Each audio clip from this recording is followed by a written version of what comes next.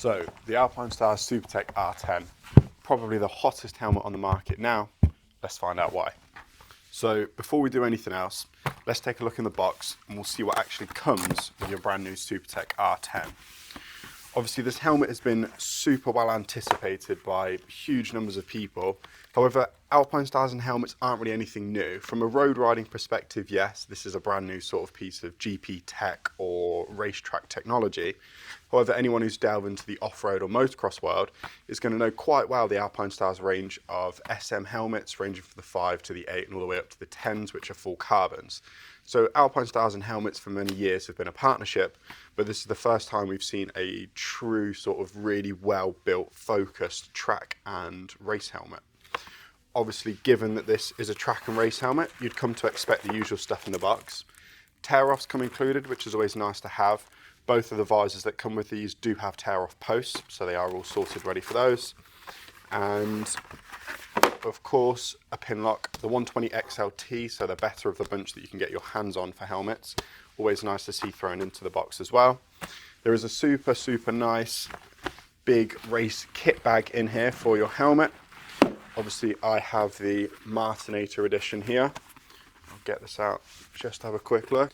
That colour is absolutely awesome on this one. I'll get it popped down and I'll show you the other couple of bits that's included. So the spoilers with the Alpinestars helmets are a little bit different. If you go with a plain colour, you're going to get the slightly smaller spoiler like what you see here.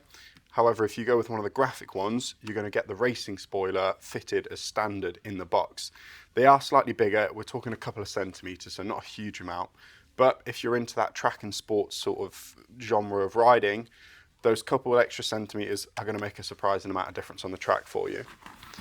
There is also a second visor included, the dark one that you can see fitted already here. So this one will be the clear, but it'll be the other way around when you're first unboxing your helmet. Super nice. They are race spec visors, so they're about 3mm thick, I believe. They're made of a really strong Lexan poly, and they sort of comply to all the relevant track info that this helmet needed. So moving on to the helmet itself, the general construction and the biggest question we're always going to get asked is materials. Obviously this is a full carbon fibre helmet. The outer layer itself is a 3K weave of high density, high strength carbon fibre. Underneath that there is a uni-directional series of carbon fibre layers all weaved together. So you're getting that sort of nice aesthetic look over the top of a lovely strong 3K carbon. Underneath is where the workhorse really sits of this shell. Those unidirectional layers take most of the pressure out of an impact and spread the energy further around the shell in a single direction or just a standard piece of 3K carbon. The structure on this makes a huge difference to how it performs. It also helps it to meet that 2206 DOT and FIM rated standards. So no matter what series of racing you're in, or even if you're just going to have a bit of fun on the roads, this helmet is absolute peak of strength and safety that it can be. It's been an incredibly well designed helmet, and I'll move on and talk a bit more about the safety foams, the different densities, and some of the cool techniques that Alpinestars have used to create this helmet in such a strong and safe manner. So within the helmet itself, there is an 8-layer multi-density EPS lining. Obviously multi-density is seen across the board. However, 8 layers is quite a nice surprise to see from this helmet. It means that they've really honed in on the impact areas of the helmet, and they've created specific density foams to handle such high impacts that a helmet like this is going to be subject to in the event of a crash. The other nice bit that Alpinestars have implemented is a 360 fit system. So it is called the A-head styling fit system. What it does is it allows you to move around and adjust the interior padding on the inside of the helmet to see exactly how you want for exactly your riding style. So whatever bike you're on, whatever style of riding you're focused into, if you want to make some minor adjustments or even just down to a head shape sort of fit preference, there is every bit of adjustment you can make on the inside of this crown pad. I'll pull it out and I'll give you a quick look at what that's like.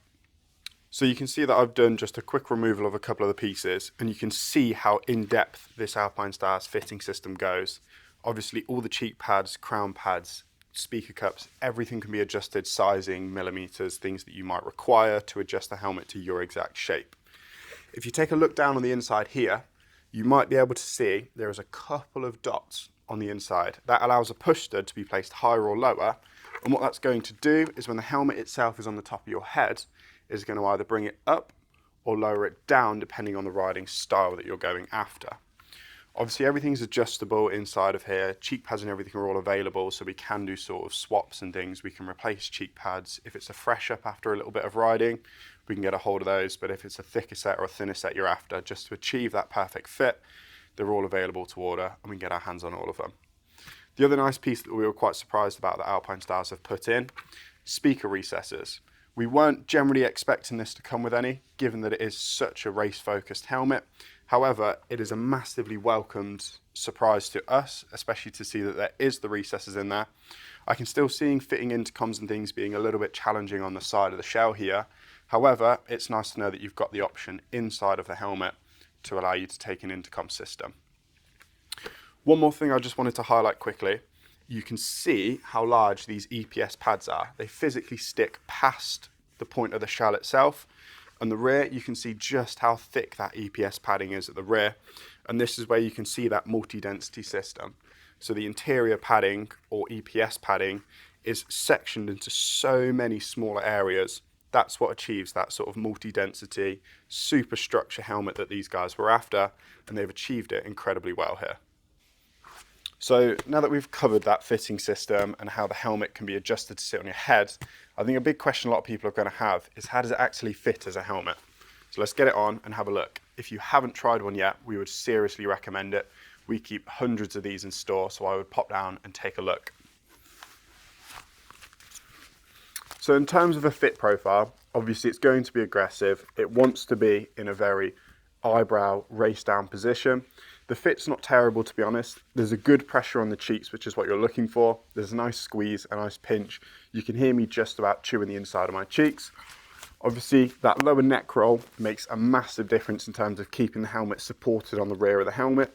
You can see that there's not much movement going on there at all, and it really has a solid grip on the top of your head. So venting on the helmet is incredibly well equipped. There is nothing really going to come near to this in terms of actually keeping you cool. You've got 7 frontal intakes as well as 4 exhaust vents on the rear.